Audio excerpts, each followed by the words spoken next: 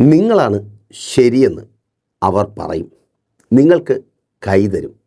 ചെയ്യേണ്ടത് ചെയ്യും. ഞാൻ രതീഷ്, നിങ്ങളായിരിക്കുന്ന പ്രഷർ ഫാമിലിയുടെ പ്രഭാതമന്നെ എന്ന പ്രതിദിന വചന സന്ദേശത്തിനൊപ്പം കഴിഞ്ഞ രാത്രിയിലെ ഞാനിങ്ങനെ പ്രാർത്ഥിച്ച് ദൈവസേനയിലായിരിക്കുമ്പോൾ ആർക്ക് വേണ്ടിയെന്ന് വഴിയെ പറയാം, നിങ്ങൾക്ക് വേണ്ടി തന്നെയാണ്, അതിലൊരു മാറ്റവുമില്ല. അപ്പോൾ പ്രാർത്ഥിച്ചായിരിക്കുമ്പോൾ ദൈവത്തിൻ്റെ പരിശുദ്ധാത്മാവ് നിങ്ങളോട് പറയുവാൻ പറഞ്ഞ സന്തോഷ വർത്തമാനം ഞാൻ ആദ്യമേ അങ്ങ് അറിയിച്ചു. അപ്പോൾ ആ സന്തോഷ വർത്തമാനത്തിന് അടിസ്ഥാനമായിരിക്കുന്ന വചനം നിങ്ങളുമായി പങ്കുവച്ച് ചില കാര്യങ്ങൾ നിങ്ങളോട് പറഞ്ഞ് നിങ്ങൾക്ക് വേണ്ടി പ്രാർത്ഥിക്കുവാൻ കർത്താവിൽ ശരണപ്പെട്ടായിരിക്കുന്നു.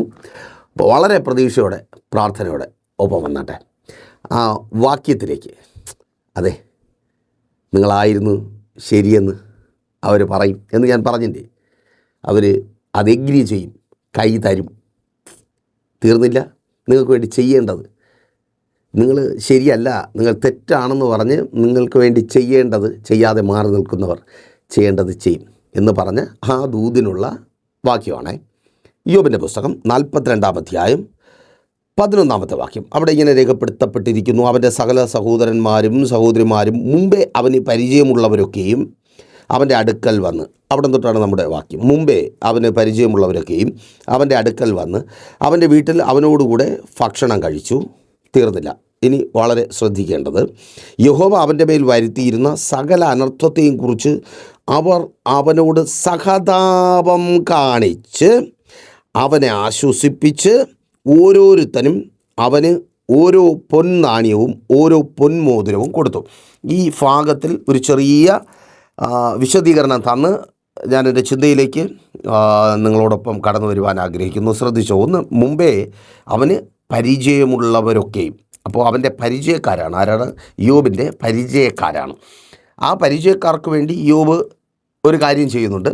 അതുകൂടെ പറഞ്ഞ ഭാഗത്തേക്ക് വരാം. 10-ാമത്തെ വാക്യത്തിൽ തൻ്റെ സ്നേഹിതന്മാർക്ക് വേണ്ടി യോബ് പ്രാർത്ഥിച്ചു. ദൈവത്തിൻ്റെ നിർദ്ദേശപ്രകാരമാണ് കേട്ടോ, അതവിടെ നിൽക്കട്ടെ. അത് നമ്മുടെ ഉത്തരവാദിത്തമാണ്, നമ്മുടെ സ്നേഹിതന്മാർക്ക് വേണ്ടി. അപ്പോൾ ചിലർ പറയും, പാസ്റ്റർ സ്നേഹിതന്മാർക്ക് വേണ്ടി പ്രാർത്ഥിക്കുന്നത് ഉത്തരവാദിത്തമാണെന്ന് പറയേണ്ട കാര്യമില്ല, ഞങ്ങളത് ചെയ്യുന്നുണ്ടല്ലോ. ഈ സ്നേഹിതന്മാർ അപ്പം കുഴപ്പം പിടിച്ചവരാണ് കേട്ടോ. ഇവരെന്താണ് ചെയ്തതെന്ന് വഴിയെ പറയാം. പക്ഷേ അവരെങ്ങനെയായിരുന്നാലും പ്രാർത്ഥിക്കേണ്ടത് നിങ്ങളുടെ ഉത്തരവാദിത്തം ആണ്. ഈ സ്നേഹിതന്മാർക്ക് വേണ്ടി എന്തുകൊണ്ട് പ്രാർത്ഥിക്കുവാൻ ദൈവം പറഞ്ഞു എന്ന് ചോദിച്ചാൽ, അവരുടെ കയ്യിലിരിപ്പ് ആ സമയത്ത് അല്പം മോശമായിരുന്നെങ്കിലും പലപ്പോഴും നമ്മളെ സഹായിക്കേണ്ടവരെ, നമ്മളെ ചേർത്ത് നിർത്തേണ്ടവർ, നമുക്കൊപ്പം നിൽക്കേണ്ടവർ, നമുക്ക് കൈ തരേണ്ടവർ, അവർ അതിന് ബാധ്യസ്ഥരായിരിക്കും. നമ്മൾ പലപ്പോഴും അവർക്ക് വേണ്ടി പലതും ചെയ്തിട്ടുള്ളതുകൊണ്ട് അവർ ബാധ്യസ്ഥരായിരിക്കും. പക്ഷേ നമ്മൾ അനുഭവിക്കുന്ന പ്രതിസന്ധികൾ, നമ്മൾ കടന്നു പോകുന്ന ആ സാഹചര്യം അത്ര നല്ലതല്ല എന്നവർക്ക് മനസ്സിലാകുമ്പോൾ, എന്ന് പറഞ്ഞാൽ ഇവനിനി ഒരിക്കലും രക്ഷപ്പെടത്തില്ല.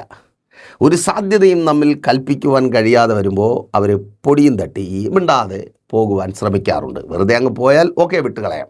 ചിലരങ്ങനെയല്ല. ഈ താണുകൊണ്ടിരിക്കുന്ന ആ താഴ്ചയ്ക്ക് ആക്കം കൂട്ടുവാൻ 2 ചവിട്ടും കൂടെ തന്നിട്ട് പോകും. അല്ലേ സഹോദരി? അത് തന്നെ, അങ്ങനെയുള്ളവർ. അപ്പോൾ നോക്കി, വിഷയം മാറിപ്പോകാൻ പാടില്ലല്ലോ. അപ്പോൾ അങ്ങനെയുള്ളവർക്ക് വേണ്ടി പ്രാർത്ഥിക്കേണ്ടിയിരിക്കുന്നു. കാരണം ഇവരുടെ കടമകൾ നിറവേറ്റണം. അങ്ങനെ അങ്ങ് രക്ഷപ്പെട്ടു പോയാൽ ശരിയാകത്തില്ലല്ലോ. നോക്കിയേ, 11-ലേക്ക് വന്നേ. അപ്പോൾ അവനോടുകൂടി അവൻ്റെ വീട്ടിൽ ഭക്ഷണം കഴിച്ചു. യഹോവ അവൻ്റെ മേൽ വരുത്തിയിരുന്ന സകല അനർത്ഥത്തെയും കുറിച്ച് അവനോട് സഹതാപം കാണിച്ചു. സഹതാപം ചില സമയത്ത് നമുക്കത് ആവശ്യമാണ്. ആ സഹതാപം കാണിച്ചു. ഒപ്പം തീർന്നില്ല, ആശ്വസിപ്പിച്ചു. ആശ്വാസം വളരെ പ്രധാനപ്പെട്ടതാണ്. നമ്മൾ ആശ്വസിപ്പിക്കേണ്ടവർ നമ്മളെ കുറ്റപ്പെടുത്തുമ്പോൾ, മാറ്റി നിർത്തുമ്പോൾ, അല്ലേ ബ്രദർ, അതല്ലേ ഏറ്റവും വലിയ പ്രശ്നം. നിൻ്റെ ഭാര്യയിൽ നിന്നാണ് നീ ആശ്വാസം പ്രതീക്ഷിക്കുന്നത്, നിൻ്റെ മക്കളിൽ നിന്നാണ്, പ്രിയപ്പെട്ടവരിൽ നിന്നാണ്. പക്ഷേ ദൗർഭാഗ്യവശാൽ അവർക്ക് എന്തോ പറ്റുന്നില്ല. അവർ നിന്നെ ആശ്വസിപ്പിക്കുവാൻ ബാധ്യതപ്പെട്ടവരാണ്. കാരണം ഇന്നലകളിൽ നിൻ്റെ നല്ല സമയം മുഴുവൻ നീ അവർക്ക് വേണ്ടിയാണ് മാറ്റിവെച്ചത്. അങ്ങനെയുള്ളവർ നമ്മെ ആശ്വസിപ്പിക്കാതിരിക്കുമ്പോൾ, അവരുടെ കടമ നിർവഹിക്കാതിരിക്കുമ്പോൾ അത് വലിയൊരു പ്രശ്നമാണ്. പക്ഷെ നോക്കൂ, ഇവിടെ അങ്ങനെ അല്ലാതിരുന്നവർ ഇവനെ ആശ്വസിപ്പിച്ചു. യോബിന് വേണ്ടത് യോബിന് കിട്ടുകയാണ്. സ്നേഹിതന്മാരുടെ ആശ്വാസം കിട്ടുന്നു, ഒപ്പം അവരുടെ ഒരു സപ്പോർട്ടും. യോബെല്ലാം നഷ്ടപ്പെട്ടവനാണല്ലോ. യോബിൻ്റെ പുസ്തകം 1-ാം അധ്യായം നിങ്ങൾ വായിക്കുമ്പോൾ നിങ്ങൾക്ക് കാണുവാനായിട്ട് കഴിയും. യോബ് തൻ്റെ ജീവിതത്തിലെ സകല നന്മകളെയും നഷ്ടപ്പെടുത്തി നിൽക്കുന്ന സമയമാണ്. അവനിൽ നിന്നെല്ലാം നഷ്ടപ്പെട്ടു. എന്നിട്ട് തൻ്റെ ആരോഗ്യം പോലും നഷ്ടപ്പെട്ടു പോയി. മക്കൾ നഷ്ടപ്പെട്ടു, ഭാര്യ പോയി, സുഹൃത്തുക്കൾ തള്ളിപ്പറഞ്ഞു, സമ്പത്ത് നഷ്ടപ്പെട്ടു, കടലിലും കരയിലും ഒക്കെ ഉണ്ടായിരുന്നു, എല്ലാം നഷ്ടപ്പെട്ടു വല്ലാത്തൊരവസ്ഥയിൽ നിൽക്കുന്ന സമയം. അപ്പോൾ അടുത്തൊന്നുകൂടെ ഒന്ന് തുടങ്ങണമെങ്കിൽ, ഒരു പുതിയ തുടക്കം ആമേൻ അല്ലേ, ഇനി രക്ഷപ്പെടാൻ വേണ്ടി എന്തെങ്കിലും ചെയ്യണമെങ്കിൽ കയ്യിലൊന്നുമില്ല. സഹോദര, നിനക്ക് വേണ്ടത് അടുത്തൊരു സ്റ്റെപ്പ് വയ്ക്കാൻ, ആ ബിസിനസ് തുടങ്ങുവാൻ, വീണ്ടും ഒരിക്കൽ കൂടി ആ രാജ്യത്തേക്ക് പോകുവാൻ, അവിടെ ഒരു ജോലി അന്വേഷിക്കുവാൻ വേണ്ടത് ചിലരിലൂടെ എൻ്റെ കർത്താവ് നിൻ്റെ കരങ്ങളിൽ തരുവാൻ പോകുക. ഒന്നേന്ന് തുടങ്ങുവാൻ, ഇനിയും ഒന്നേന്ന് തുടങ്ങുവാൻ ചില സപ്പോർട്ട് ആവശ്യം, ചിലരുടെ സപ്പോർട്ട് ആവശ്യമെന്ന് നീ കരുതിയായിരിക്കുന്നു. കേൾക്ക്, ചിലർ നിനക്ക് കരം തരുവാൻ പോകുക, ചില നന്മകളെ കർത്താവ് നിനക്ക് തരുവാൻ പോകുക. താങ്ക് യു ലോർഡ്, യേശുവിൻ നാമത്തിൽ ഒന്നേന്ന് തുടങ്ങുവാൻ വേണ്ടി, നഷ്ടപ്പെട്ടയിടത്ത് നിന്ന് ഒന്നേന്ന് തുടങ്ങുവാൻ വേണ്ടി. മക്കളെ, ധൈര്യമായിട്ടിരിക്കുക.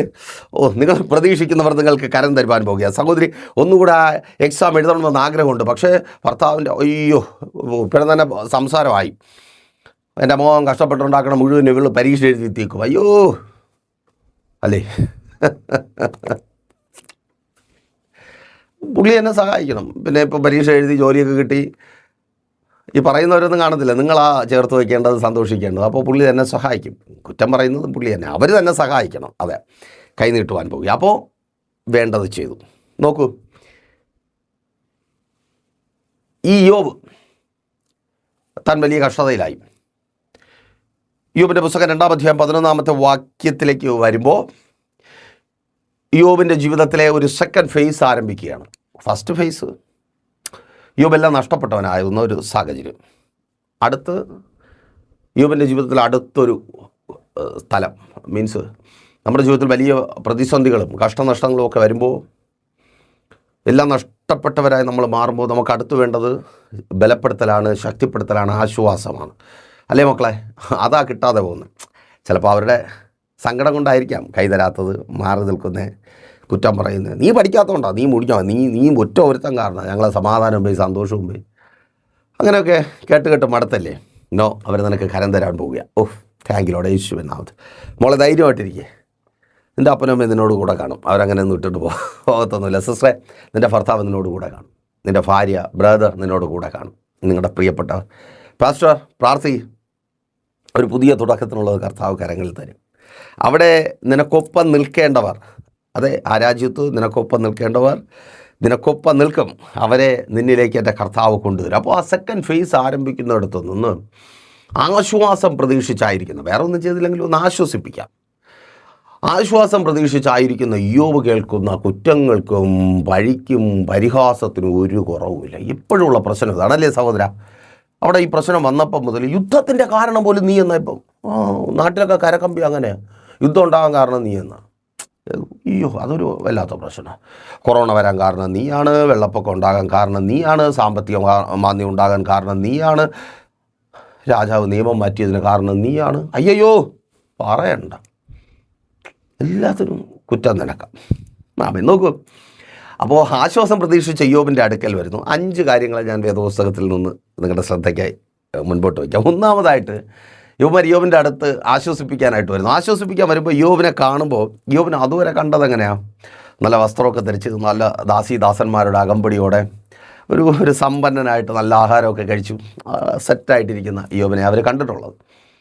അപ്പോൾ ഇപ്പം കാണുമ്പോൾ എങ്ങനെ? വസ്ത്രമൊന്നുമില്ല, ശരീരത്തിൽ മൊത്തം ഒരു പാത്രത്തിൻ്റെ ഓടുകൊണ്ട് ചൊറിഞ്ഞുകൊണ്ടിരിക്കുന്നു, ചൊറിയുന്നിടത്ത് നിന്ന് ശരീരം ദ്രവിച്ചിളകി പോകുന്നു. മീൻസ് മരണത്തിലേക്ക് പോയിക്കൊണ്ടിരിക്കുന്നു ഒരു മനുഷ്യൻ. അതിനർത്ഥം ഇന്നലകളിൽ നല്ല വസ്ത്രമൊക്കെ ധരിച്ച് അകമ്പടിക്കാരുടെ മധ്യ കൂടെ പോരുന്ന സമയത്ത് തങ്ങൾക്ക് ലഭിച്ചുകൊണ്ടിരുന്ന, അല്ലെങ്കിൽ ലഭിച്ച ഒന്നും ഈ മനുഷ്യരിൽ നിന്ന് ഇനി കിട്ടത്തില്ല. അന്ന് യോബിൻ്റെ സ്നേഹിതൻ എന്ന് പറയുന്നത് തന്നെ ഒരു പേരായിരുന്നു, അതൊന്നും ഇനി കിട്ടത്തില്ല. അപ്പോൾ ഇനി അവനിൽ നിന്നൊന്നും പ്രതീക്ഷിക്കാൻ പറ്റത്തില്ല. അതുകൊണ്ട് ഞാൻ ഈ നേരത്തെ പറഞ്ഞില്ലേ, പോകുന്ന പോക്കിലൊരു ചവിട്ടുകൂടെ വെച്ച് കൊടുത്തിട്ട് പലരുടെയും പ്രശ്നം അതാ സിസ്റ്ററെ. നിന്നെ കൊണ്ട് ഇനി ഒരു ഉപയോഗമില്ലെന്ന് കരുതുന്നതുകൊണ്ട് അവിടെ ഇട്ട് ചവിട്ടുന്നേ. പക്ഷേ അതങ്ങനെ അല്ലെന്ന് നമുക്ക് തെളിയിക്കണ്ടേ? ആമേൻ, കർത്താവ് നിന്നോട് കൂടെ ഉണ്ട്. അതങ്ങനെ അല്ല എന്ന് തെളിയിക്കപ്പെടുവാൻ പോവുക. എങ്ങനെയെന്നോ? പ്രാർത്ഥനയിലൂടെ, ഉപവാസത്തിലൂടെ പുറത്തു വരണ്ടേ.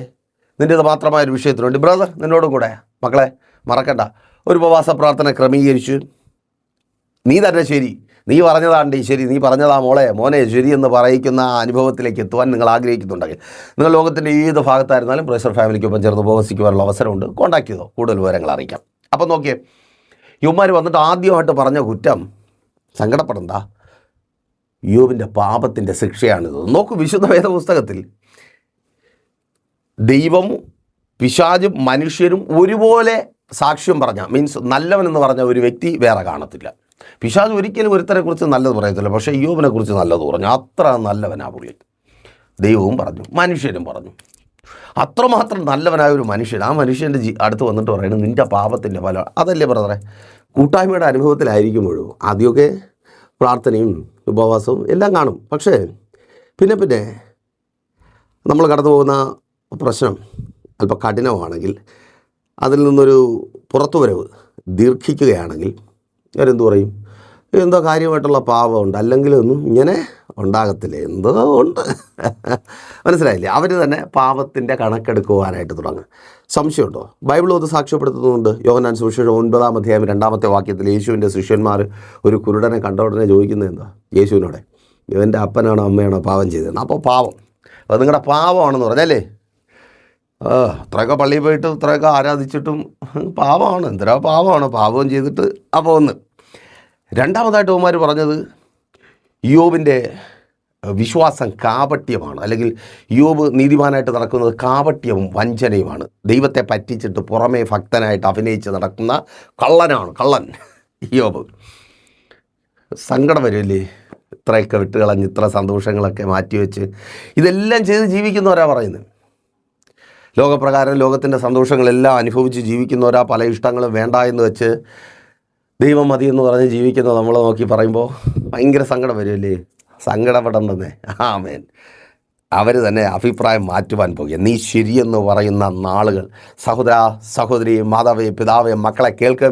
ശുശ്രൂഷക, നിങ്ങൾ ശരിയാണെന്ന്, നിങ്ങൾ ചെയ്തതാണ്, നിങ്ങൾ പറഞ്ഞതാണ്, നിങ്ങളുടെ ജീവിതമാണ് ശരിയെന്ന് പറയും വിധത്തിൽ ഇന്ന് നിങ്ങൾ കടന്നു പോകുന്ന പ്രതിസന്ധികളുടെ അനുഭവത്തിൽ നിന്ന് കർത്താവ് നിങ്ങളെ പുറത്തു കൊണ്ടുവരും. അതേ, ഈ തകർച്ചയിൽ, ഈ കഷ്ടതയിൽ, ഈ പ്രതിസന്ധിയിൽ നിങ്ങൾ തകർന്നു പോകുവാൻ എൻ്റെ ദൈവം അനുവദിക്കത്തില്ല. 3, അവർ പറയുകയാണ്, യോബ് സമ്പന്നനൊക്കെ ആയിരുന്നല്ലോ. അപ്പോൾ പറയുകയാണ്, നീ പണ്ട് സമ്പന്നനായത് പാവപ്പെട്ടവരെ പറ്റിച്ച് ഉണ്ടാക്കിയത് കൊണ്ടാണ്, അതുകൊണ്ടാണ് നിനക്ക് ഈ കഷ്ടം വന്നത്.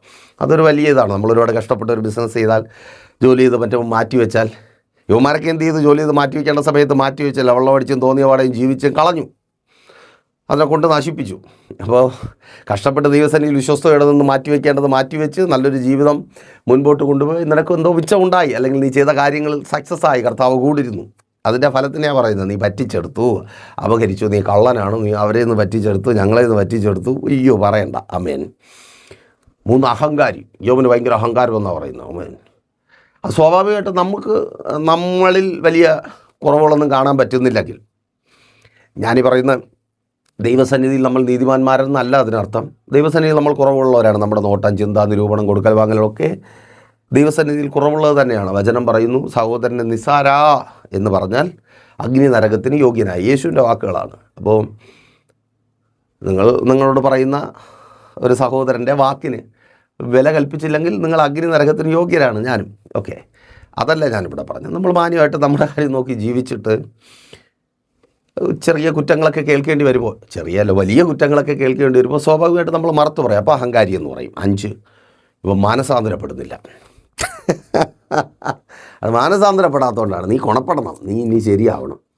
ആമേൻ. ഇങ്ങനെ പറഞ്ഞ് കൂട്ടം കൂടി നിന്ന് വെട്ടപ്പട്ടികളെപ്പോലെ ആക്രമിക്കുന്ന ദുഷ്ട മനുഷ്യർ നിങ്ങളെ നോക്കി പറയുവാൻ പോകുക, നീ ശരിയായിരുന്നു സഹോദര, നീ ശരിയായിരുന്നു, നീ ആയിരുന്നു ശരി. പ്രിയ പിതാവേ, മാതാവേ, നിങ്ങൾ ശരിയായിരുന്നു എന്ന് നിങ്ങളുടെ മക്കൾ പറയുവാൻ പോകുക. പ്രിയ ബ്രദർ, നീ ശരിയായിരുന്നു എന്ന് നിൻ്റെ ഭാര്യ പറയുവാൻ പോകുക. പ്രിയ സിസ്റ്റർ, നീ ശരിയായിരുന്നു എന്ന് നിൻ്റെ ഭർത്താവ് പറയുവാൻ പോകുക. അവൻ ഇതുവരെ കേട്ടത് അവൻ്റെ വീട്ടുകാരുടെ വാക്കാ. നോ, നിൻ്റെ കൂടെ ജോലി ചെയ്യുന്നവരുടെ വാക്കാ നിൻ്റെ ബോസ് കേട്ടത്. ആ ബോസ് പറയുവാൻ പോകുക, നീ ശരിയായിരുന്നു, നിൻ്റെ മക്കൾ ശരിയായിരുന്നു എന്ന് ദേശം അവരുടെ വീഴ്ചയിൽ, അവരിൽ കുറവുകളും കുറ്റങ്ങളും മാത്രം കണ്ടെത്തിയ ദേശം പറയുവാൻ പോകുക. അപ്പോൾ അവർ നീയായിരുന്നു ശരിയെന്ന് പറയും. ദൈവസന്നിധിയിൽ ഉറച്ചു നിൽക്ക്, നിനക്ക് കൈതരും, നിനക്ക് വേണ്ടി അവർ ചെയ്യേണ്ടത് ചെയ്യും. അപ്പോൾ അതിനായിട്ട് പ്രൈസർ ഫാമിലിക്കൊപ്പം നിരന്തരമായ പ്രാർത്ഥന നിങ്ങൾക്കിവിടെ സാധ്യമാണ്. ശക്തിയേറിയ കൂട്ടായ്മ പ്രൈസർ ഫാമിലിയുടെ ഉണ്ടല്ലോ. ഉപവാസത്തെക്കുറിച്ച് ഞാൻ നേരത്തെ പറഞ്ഞു, കോൺടാക്റ്റ് ചെയ്യുക. അപ്പോൾ എല്ലാ ദിവസങ്ങളും രാവിലെ 7:30 8:30 ഇടയ്ക്കുള്ള സമയത്ത് നമ്മൾ യേശുവിലൂടെ യേശുവിലേക്ക് ശുഭയാത്ര ആ പ്രോഗ്രാമുമായി വചന സന്ദേശവുമായി ഉണ്ടായിരിക്കും. നിങ്ങൾ ജോയിൻ ചെയ്യുക. നിങ്ങളുടെ ആത്മീയ ഭൗതിക ജീവിതത്തിലൊരു സ്മൂത്തായ യാത്രയ്ക്കത് സഹായകമായി തീരും. വെള്ളിയാഴ്ച സഭയിൽ ഉപവാസം ഓൺലൈൻ മധ്യസ്ഥ പ്രാർത്ഥനയുണ്ട്, ലൈവും ഉണ്ട്. ജോയിൻ ചെയ്ത് പ്രാർത്ഥന വിഷയങ്ങൾ അറിയിച്ചാൽ ഞങ്ങൾ പ്രാർത്ഥിക്കും. ഞായറാഴ്ച സഭയിൽ 10 മണി തൊട്ട് മീറ്റിംഗ് ഉണ്ട്. തിരുവനന്തപുരം ജില്ലയിൽ വെള്ളയാണി കാർഷിക കോളേജിന് സമീപം Kakkamoola Chamavila praise church family worship സെൻറ്ററിൽ വെച്ച് നിങ്ങൾക്ക് ഏവർക്കും സ്വാഗതം. പ്രാർത്ഥന വിഷയങ്ങൾ അറിയിക്കുന്ന കാര്യം മറക്കണ്ട. കണ്ണടച്ച വിശ്വസ്ത കർത്താവേ നല്ല ദൈവമേ, ഈ ജനത്തെ അങ്ങയുടെ കരങ്ങളിൽ ഏൽപ്പിക്കുന്നു, പ്രാർത്ഥിക്കുന്നു. അപ്പോൾ സഹായിക്കേണ്ടവർ, ആശ്വസിപ്പിക്കേണ്ടവർ കുറ്റപ്പെടുത്തി പരിഹസിച്ച് പലതും പറഞ്ഞ് ഇവരെ അവഗണിച്ച് മാറ്റി നിർത്തുമ്പോൾ അങ്ങ് ഇവരെ മാനിക്കണം. ഇവരുടെ കഷ്ടത്തിൽ നിന്ന്, ഇവരിന്ന് കടന്നു പോകുന്ന പ്രതിസന്ധികളിൽ നിന്ന്, ഇല്ലായ്മകളിൽ നിന്ന് പുറത്തു കൊണ്ടുവരണമേ. ജോലിയില്ലായ്മ മുഖാന്തരം അനുഭവിക്കുന്ന എല്ലാ നിന്നയും നിരാശയും മാറിപ്പോകട്ടെ. കടഭാരം മുഖാന്തരം തലകുനിക്കപ്പെട്ട അവസ്ഥകൾക്ക് മാറ്റമുണ്ടാകട്ടെ. ദൈവകൃപ പകരപ്പെടട്ടെ. പരിശുദ്ധാത്മാവേ, സ്വർഗ്ഗമങ്ങ് അത്ഭുതം പ്രവർത്തിക്കണം. ഇവരുടെ അത്ഭുതത്തിൻ്റെയും ദൈവപ്രവൃത്തിയുടെ ദിവസമായിട്ടുണ്ട്. അങ്ങയുടെ നാമമഹത്വത്തിനായി സ്വർഗ്ഗം ഇവരെ അങ്ങ് പ്രയോജനപ്പെടുത്തണം. യേശുവേ, അങ്ങ് കൂടിയിരിക്കണമേ. അപ്പോൾ രോഗികൾ സൗഖ്യമാകട്ടെ, ബന്ധനങ്ങൾ അഴിയട്ടെ, ഡിപ്രഷനുകൾ മാറിപ്പോകട്ടെ, ഉറക്കമില്ലായ്മകൾ മാറട്ടെ. ഇവർ ചെയ്യുന്നതൊക്കെയും അങ്ങയുടെ നാമത്തിൽ സാധ്യമായിട്ടുണ്ട്. ഭവനങ്ങളില്ലാത്തവർക്ക് ഭവനങ്ങൾ നൽകണം. വസ്തുക്കളില്ലാത്തവർ വസ്തുക്കൾ വാങ്ങട്ടെ. വാഹനങ്ങളില്ലാത്തവർ വാഹനങ്ങൾ വാങ്ങട്ടെ. വിദേശ യാത്രാ തടസ്സങ്ങൾ മാറട്ടെ. രാജ്യങ്ങളുടെ വാതിലുകൾ തുറക്കപ്പെടട്ടെ. വിസിറ്റിംഗ് വിസകളിൽ പോയവർ നല്ല ജോലികൾ ലഭിക്കട്ടെ.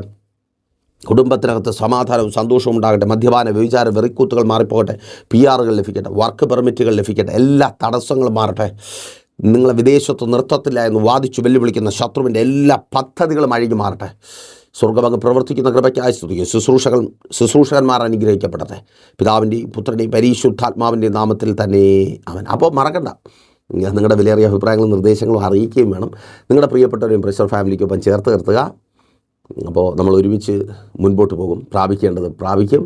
ശരിയെന്നാൽ അപ്പോൾ നാളെ ദൈവം വെച്ചാൽ നമ്മളിപ്പോൾ ഒരുമിച്ചായിരുന്നു കേട്ടനുഗ്രഹം പ്രാപിച്ച പ്രൈസർ ഫാമിലിയുടെ പ്രഭാതം തന്നെ എന്ന പ്രതിദിന വചന സന്ദേശത്തിനൊപ്പം നമ്മൾ ഒരുമിച്ച് തന്നെ ആയിരിക്കും. അതുവരേക്കും പ്രിയർ, have a nice day. Praiser family global മിനിസ്ട്രിയുടെ വിശുദ്ധ സഭാരാധന എല്ലാ ഞായറാഴ്ചയും രാവിലെ 10 മണി മുതലും എല്ലാ വെള്ളിയാഴ്ചകളിലും ഉപവാസവും ഓൺലൈൻ മധ്യസ്ഥ പ്രാർത്ഥനയും രാവിലെ 11 മണി മുതലും ഞങ്ങൾ നിങ്ങൾക്കായി ലൈവിൽ പ്രാർത്ഥിക്കുന്നു. നിങ്ങളുടെ പ്രാർത്ഥനാ വിഷയങ്ങൾ കമന്റ് ചെയ്യുക. പ്രൈസർ ഫാമിലി ഗ്ലോബൽ എന്ന നമ്മുടെ യൂട്യൂബ് ചാനലിലൂടെ നിങ്ങൾ ലോകത്തിന്റെ ഏത് ഭാഗത്തായിരുന്നാലും ഞങ്ങൾക്കൊപ്പം ചേർന്ന് പ്രാർത്ഥിക്കുവാനും ആരാധിക്കുവാനും അവസരമുണ്ട്. നേരിട്ട് ആരാധനയിൽ പങ്കെടുക്കുവാനും വിടുതൽ പ്രാപിക്കുവാനും ആഗ്രഹിക്കുന്നവർ ഞായറാഴ്ച രാവിലെ കാർഷിക കോളേജിനടുത്ത് കാക്കാമൂല ചാമ്പവിളയിലെ പ്രൈസർ ഫാമിലി വർഷിപ്പ് സെന്ററിലേക്കും നിങ്ങളുടേതായ ഒരു വിഷയത്തിനു വേണ്ടി പ്രാർത്ഥിക്കുവാനും കൗൺസിലിംഗിനുമായി സ്ക്രീനിൽ കാണുന്ന നമ്പറിൽ കോൺടാക്ട് ചെയ്യുക. നിങ്ങൾക്കും ഈ പ്രോഗ്രാം സ്പോൺസർ ചെയ്യുവാനും കർത്താവായ യേശുക്രിസ്തുവിന്റെ സുവിശേഷം അനേകരിലേക്ക് എത്തിക്കുവാനും അവസരമുണ്ട്. പ്രാർത്ഥനയോടെ വിളിക്കുക. ആമേൻ.